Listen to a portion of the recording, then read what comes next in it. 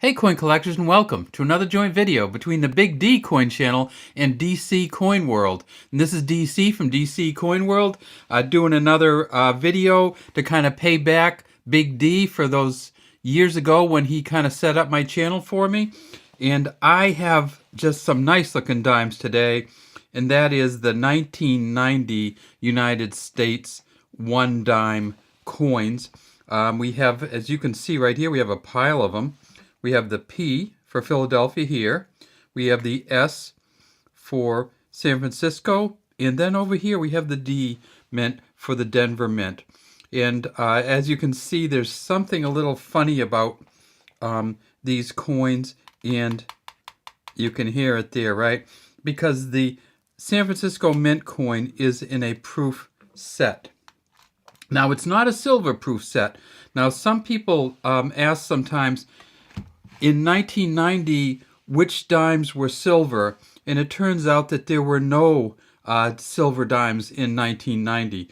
The U.S. didn't start making the silver proof sets until 1992, and they stopped making the Roosevelt silver dimes in 1964 for general circulation. So from 1965 to 1991, no silver U.S. dimes out there.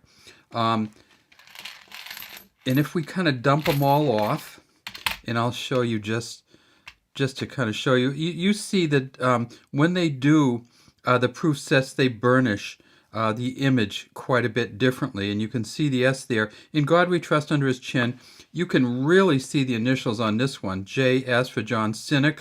Says Liberty in front of Roosevelt, who's facing to the left. If we flip it over, we see that it has, nope, wrong one. There we go. We flip it over, we see that it says United States of America at the top, 1 dime at the bottom.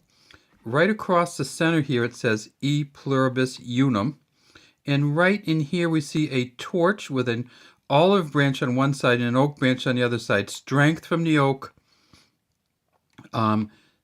peace from the olive, and eternal flames from the torch.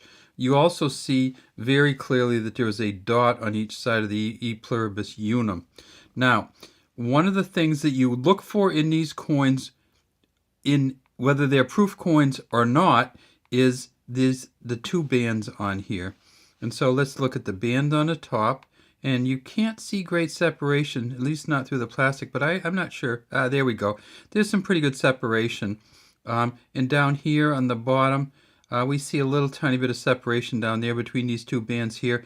And then we see this lip. It's funny, when you get a real good coin, the lip looks like it sticks up a little bit. It's like kind of a little flattened.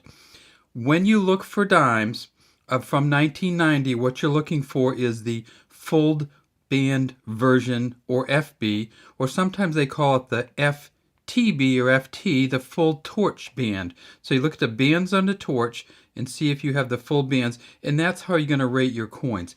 Now, of course, when we start looking at the regular coins, now here's one, the 1990 D from Denver. We're going to change the light a little bit on this one, because you'll see that on these the regular circulation coins, the light has to be a little bit different. There we go. Let me make it completely different. There, that's much better. And let me tip it up just a little bit. And then we'll bring over a couple other coins here. And we see that these 2 are both the P's.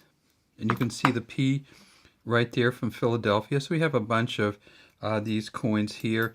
Let's separate them out. There's another P. We'll put those Philadelphias on that stack. There's another P. And see how the P's look slightly different? This one almost looks like a D. If you chopped off the bottom, it would look a little bit like a D. That's a funny looking P. And you get some of those just because, guess what? They made 840 million Ds, and they made 1.034 billion P's. So 1.034 billion of these, and you're going to have some messy looking coins. It's guaranteed. All right, so now down to the D and the P, and we have them both right there. That's a Denver Mint there. That's the Philadelphia Mint there. And if we look down underneath both of them, we will see that we have the JS for John Sinek, who was the engraver of these coins. On these ones, we look at Roosevelt and we see that these are quite worn. If you want to get money from one of these coins, it's really hard to do it from a circulating version of the coin. You need to get up to about mint state 65, which is pretty close to what we saw in here. This might be a little over mint state 65, but it's pretty close to this. But it would have to be a circulating coin. In other words, it'd have to be the D or the P looking as good as that San Francisco Mint coin does in the plastic. That's going to be kind of hard to do. If you get up to mint state 65, you're still only talking about $3 or $4 each. So in uncirculated mint state 65 condition, $3 or $4, maybe a little bit more, maybe as much as $7. But it turns out that it costs $7 or so to get it graded. And you're not going to be able to sell one of these in mint state unless you get it graded by PCGS or one of the agencies. And that's going to cost you maybe $6 or $7, depending on how many coins you get graded at the same time. However, if you can get up to a mint state 69, which is just a beautiful, beautiful coin, the Denver mint state 69 sold, the highest price it sold for was $470, and the mint state 68 from Philly sold for $203. Not much over this. I don't even know if there's any in the population that's over 68 for the Philadelphia coin. So there's just not very many there. Now, what did the S coin? Well, they made 3.3 million of these. Where is that dime? Of the San Francisco Mint dimes, 3.3 million. Goes for $2 to $3 each. And this sometimes you'll see here. This called a cameo, which just pops out, but this isn't quite in cameo condition. You see that there's this little residual stuff on the coin underneath from the plastic. Sometimes they put it in this material, and the material starts to deteriorate a little bit over time, and so sometimes you get a mint U.S. mint proof set, and the coins have a little bit of layer of on them just from the deterioration within the set. So be careful of those. But again, make sure if you want to get pay some money for one of these coins and it's a 1990, make sure that you get a graded version, because if it's not graded, it's really hard to sell and it's really hard to get a value of much over $7 to $8. These are still out there. They're easy to get.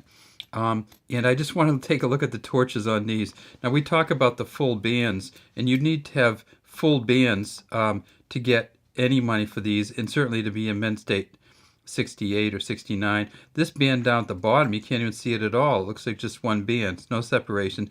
This band at the top, a little separation. And this one here, you can't see that little flip up that you see on the really good coins. This one, you see a little bit of the flip up.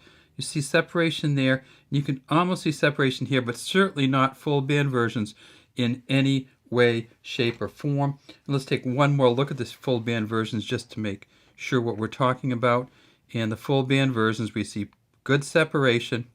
We see separation on both the top and the bottom, and this little flip down here where we see the lines between the bottom band and the little thing that sticks out in the bottom. I'm not even sure what that's called. Essentially, it's where you hold the torch with your hand. It kind of keeps the torch from slipping out. All right, well, that's all we have today from DC Coin World and from Big D Coins. Thanks again, Big D Coins, for helping me start my channel.